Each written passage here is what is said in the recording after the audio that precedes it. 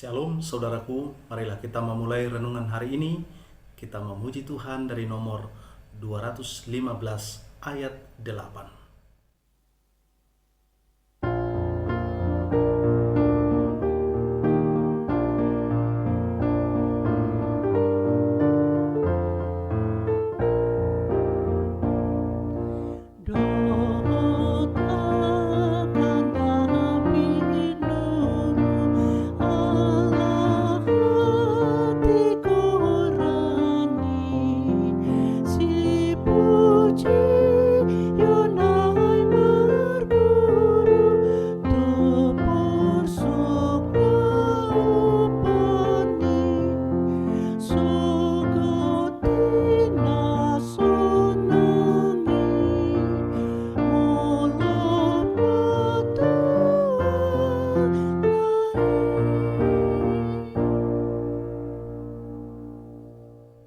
Kita berdoa.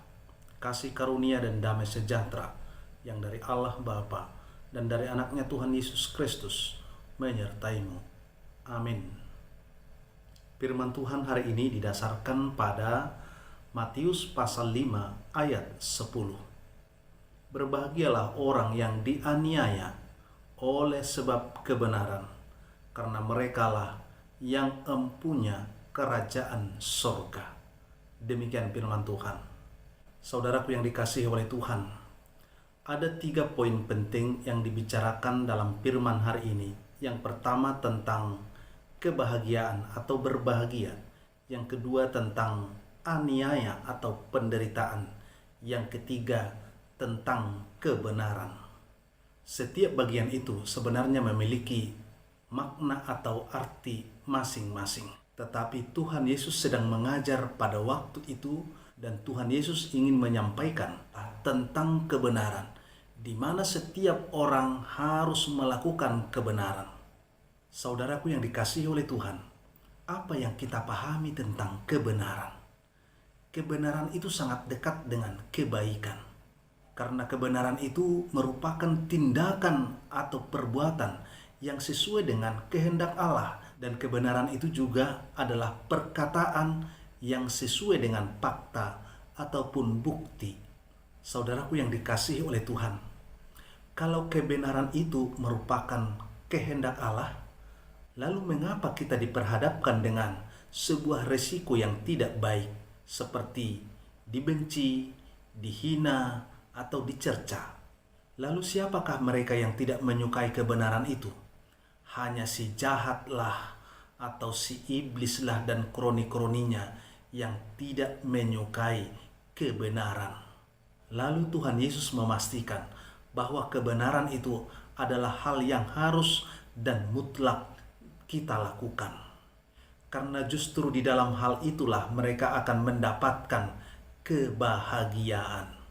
Kebahagiaan orang-orang yang melakukan kebenaran tidak tanggung-tanggung. Mereka akan menjadi pemilik dalam kerajaan surga. Pada hari ini, kebahagiaan ini pun juga ditawarkan kepada kita, yaitu kebahagiaan sebagai pemilik kerajaan surga. Apakah kita tertarik akan perkara ini?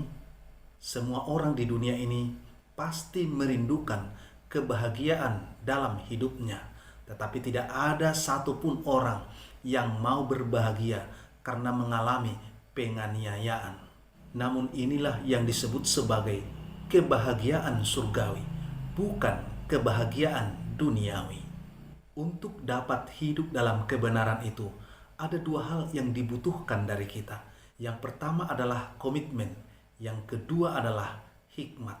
Kita harus memiliki komitmen untuk hidup dalam firman Tuhan, dan kita juga harus memiliki hikmat agar kita dapat menyatakan kebenaran itu dengan cara yang baik, dengan cara yang tepat. Saudaraku, cintailah kebenaran itu dan lakukanlah kebenaran itu. Apapun resikonya, Tuhanlah yang menjadi jaminan kebahagiaan kita. Amin. Kita berdoa. Terima kasih Tuhan atas sapaan firman-Mu kepada kami pada hari ini, supaya kami tetap hidup di dalam kebenaran dengan melakukan segala kehendak-Mu. Kami serahkan hidup kami dalam tangan pengasihan-Mu. Anugerah dari Tuhan Yesus Kristus dan kasih setia dari Allah Bapa dan persekutuan Roh Kudus menyertai kamu sekalian. Amin.